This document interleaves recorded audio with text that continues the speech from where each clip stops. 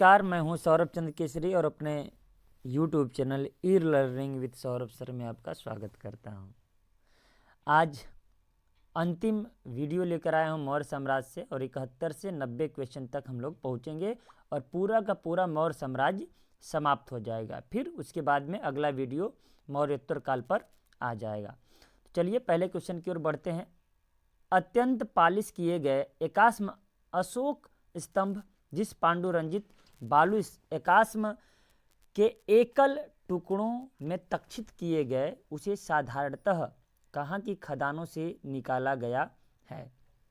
तो देखिए इसमें सवाल क्या है कि एकास्म अशोक स्तंभ, इनके सभी के सभी स्तंभ हैं एकास्म है। एकास्म मतलब एक ही पत्थर पर हैं। और उसके बाद में क्या है, बालू कास्म है। ये क्या है, बालू कास्म। तो बालू कास्म के लिए कौन चर्चित है, तो मिर्जापुर का चुनार। ठीक है ना, मिर्जापुर के समीप चुनार है, यही ठीक आंसर होगा, ऑप्शन ए। ठीक है ना। नेक्स्ट प्रश्न है, भारतीय लिखने की कला नहीं जानते, यह किसकी उक्ति है। यह बात किसने कही कि भारतीय लिखने की कला नहीं जानते। देखिए कौटिल्य तो भारतीय थे, ये तो कहेंगे नहीं। प्लिनी का इस मौर्य साम्राज्य से कोई संबंध नहीं है। या तो प्लूटार्क होगा या तो मेगास्थनीज। लेकिन प्लूटार्क ने बहुत सारी बातें नहीं लिखी हैं। प्लूटार्क बस इतना लिखा है कि चंद्रगुप्त मौर्य ने सेल्यूकस निकेटर को 500 हाथियां गिफ्ट में दी थी, उपहार में दी थी। तो एक पुस्तक है इंडिका जो कि मेगास्थनीज की है। तो निश्चित रूप से यह मेगास्थनीज की ही उक्ति होगी। तो सवाल का यह प्रश्न जो है आंसर इसका डी आ गया ना। तो मेगास्थनीज ने ही यही कहा था कि भारतीय लिखने की कला नहीं जानते हैं। नेक्स्ट प्रश्न की ओर बढ़ते हैं। किस मौर्य सम्राट ने एक विदेशी राजा सीरिया के एंटियोकस फर्स्ट से अंजीर शराब दार्शनिक को भारत भेजने का आग्रह किया था। तो ये बिंदुसार हैं। नेक्स्ट प्रश्न की ओर बढ़ते हैं और ये बता दूं कि इसमें से अंजीर और शराब तो मिल गया था लेकिन दार्शनिक नहीं भेजा गया था एंटियोकस के द्वारा। नेक्स्ट प्रश्न है, अशोक द्वारा कलिंग पर चढ़ाई की जानकारी के लिए सबसे महत्वपूर्ण स्रोत कौन सा है। तो सबसे महत्वपूर्ण स्रोत 13वां बृहद शिलालेख है और बहुत चर्चित है। ठीक है ना, परीक्षा में कई बार आ चुका है। और इसी शिलालेख में उल्लेखित है कि अशोक का जब राज्यारोहण होता है तो उसके गद्दी पर बैठने के 8वें वर्ष कलिंग की चढ़ाई करता है। नेक्स्ट प्रश्न है, बिंदुसार की मृत्यु के समय अशोक एक प्रांत का गवर्नर था। तो उज्जैन का है, कई बार पढ़ाया गया है, उज्जैन का गवर्नर था, परीक्षा में कई बार आ भी चुका है। किस शिलालेख में अशोक ने घोषणा की कि सभी मनुष्य मेरे बच्चे हैं।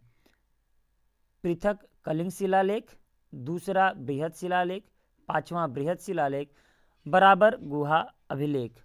तो 5वां बृहद शिलालेख। 5वें बृहद शिलालेख में उल्लेखित है कि समस्त प्रजा हमारी संतान है। ठीक है। कौन सी घोषणा युद्ध और हिंसा के प्रति अशोक के आंतरिक दुख को स्पष्ट करता है। गिरनार शिलालेख, मानसेहरा शिलालेख, 5वां बृहद शिलालेख, कलिंग शिलालेख। तो कलिंग के युद्ध के बाद इतना रक्तपात हुआ था उस कलिंग के युद्ध में कि वहीं से इसका मन अचानक से परिवर्तित हो जाता है और ये बौद्ध धर्म की ओर आकर्षित हो जाता है। तो सही ऑप्शन डी होगा, कलिंग का पृथक शिलालेख। नेक्स्ट प्रश्न है, किस शिलालेख में अशोक यह घोषणा अंकित है, अशोक का यह घोषणा अंकित है, किसी भी समय चाहे मैं खाता हूं या रानी के साथ विश्राम करता रहूं या मैं अपने अंतशाला में रहूं, मैं जहां भी रहूं मेरे अमात्य या महामात्य मुझे सार्वजनिक कार्य के लिए संपर्क करते हैं। तो महामात्यों की नियुक्ति किस में हुई है, 6वें शिलालेख में कि 4थे शिलालेख में। चलिए टिक करते हैं। ठीक है ना, यहाँ पर देखिए 6वें शिलालेख में है।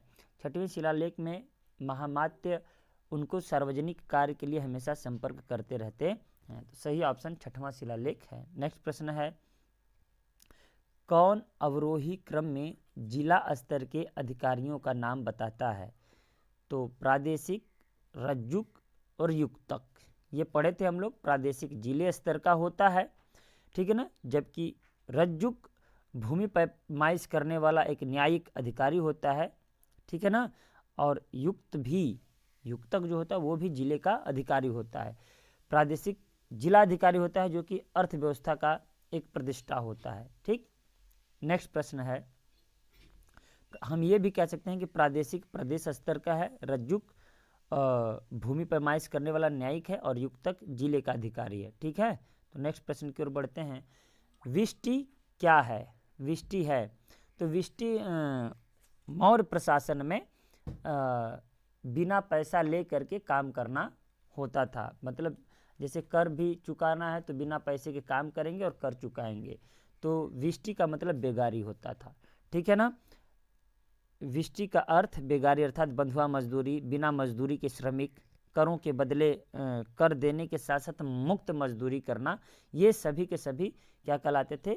विष्टि कहलाते। तो 10 प्रश्न क्लियर हो गया। अब हम लोग नेक्स्ट प्रश्न की ओर बढ़ेंगे। 90 से 91, 81 से 90 तक मौर्य काल में सीता से तात्पर्य है। मैंने पढ़ाया है सीता अध्यक्ष, कन्वा अध्यक्ष, है ना, पौण्या अध्यक्ष, अकारा अध्यक्ष, इस तरीके से मैंने पढ़ाया था। तो सीता अध्यक्ष कृषि का अध्यक्ष होता था, कृषि से संबंधित था। तो राजकीय भूमि से प्राप्त आय, इसका मतलब सीता का अर्थ क्या है? इस सीता का अर्थ है राजकीय भूमि से प्राप्त आय। सही ऑप्शन सी है। नेक्स्ट प्रश्न की ओर बढ़ते हैं। मौर्य काल यानी मौर्य कला का सबसे अच्छा नमूना कौन सा है? यहाँ पर दिया है मौर्य कला का सबसे अच्छा नमूना कौन सा है? स्तंभ, स्तूप, गुफा निर्माण या चैत्य? तो देखिए गुफा निर्माण और चैत्य तो नहीं है, या तो स्तंभ हो गया या तो स्तूप। लेकिन स्तूप में इस तरीके की रचना मिलती है, ठीक है ना, ये बनवाया गया है, ठीक है। लेकिन जो स्तंभ है, स्तंभ कुछ इस तरीके से, इसके साथ साथ आप देखेंगे कि इस पे आधा कमल है, फिर उसके बाद में इस पर शेर का भी मूर्ति है, तो मूर्ति कला भी इसमें है। अतः हम यह कह सकते हैं कि स्तंभ लेख सबसे अच्छा नमूना है। नेक्स्ट प्रश्न की ओर बढ़ते हैं। कहाँ से प्राप्त अभिलेखों में मौर्य काल में अकाल, सूखा जैसी देवी प्रकोप के समय राज्य द्वारा राहत कार्य किए जाने का विवरण मिलता है? तो देखिए महास्थान सोहगौरा दिया है, सोहगौरा मास्की, महास्थान कालसी और भाबरू सारनाथ। तो कोई एक ऑप्शन टिक करते हैं। दिखा महास्थान और सोहगौरा, जो कि बांग्लादेश और उत्तर प्रदेश का स्थान है। यहाँ पर सूखा पड़ा था और सूखा को दैवीय प्रकोप माना जाता था, ठीक है ना। इस दैवीय प्रकोप से राहत देने के बारे में मौर्य काल में विवरण मिलता है। नेक्स्ट प्रश्न है, अशोक श्रीलंका में बौद्ध धर्म का प्रचार करने हेतु किसको भेजा था? तो महेंद्र को और संघमित्रा, दोनों अपने पुत्र पुत्री को भेजा था। और किस राजा के आमंत्रण पर? तो तीस राजा के आमंत्रण पर। तो सही ऑप्शन ए एवं बी दोनों सही है। नेक्स्ट प्रश्न है, अशोक ने मानसेहरा, पाकिस्तान एवं शहबाजगढ़ी, यहाँ पर सहयाजगढ़ी लिखा हुआ है, से प्राप्त बृहद अभिलेखों या शिलालेखों में किस लिपि का प्रयोग किया गया? तो खरोष्ठी लिपि का प्रयोग किया गया है। बाकी सभी में किसका प्रयोग किया गया है? ब्राह्मी का और अरेमाइक का प्रयोग अफगानिस्तान में जो काबुल और कांधार है वहाँ पर पाए गए अभिलेखों पर किया गया है। नेक्स्ट प्रश्न है, कहाँ से अशोक के द्विभाषी, देखिए फिर से आ गया वही हमने कहा ना, शेर ए कूना और कांधार, यही है जो कि अफगानिस्तान में है। मानसेहरा, कालसी, कलिंग, ये मानसेहरा क्या है? पाकिस्तान में है, तो खरोष्ठी है। कालसी और कलिंग आपका ब्राह्मी लिपि है, तो अरेमाइक लिपि में कांधार है।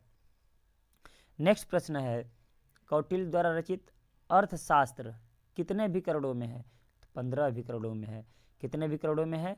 15 अभिकरणों में है। और इसमें 180 प्रकरण है, ठीक है ना।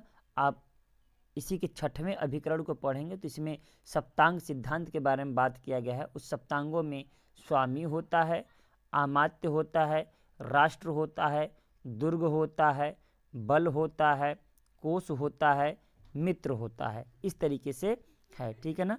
नेक्स्ट प्रश्न है, अर्थशास्त्र में उल्लिखित सप्तांग में शामिल थे? तो सप्तांग में राजा, क्षेत्र, प्रशासन और कोष, ठीक है ना, यही शामिल था। अशोक का समकालीन तुरमय कहाँ का राजा था? तुर्मै मिस्र का राजा था। ठीक है। नेक्स्ट प्रश्न है, किसके शासनकाल में डायमेकस भारत आया था? तो बिंदुसार, सभी को पता है। इस तरीके से हम लोग 20 क्वेश्चन कर लिए हैं। मिलते हैं नेक्स्ट वीडियो में, तब तक के लिए नमस्कार।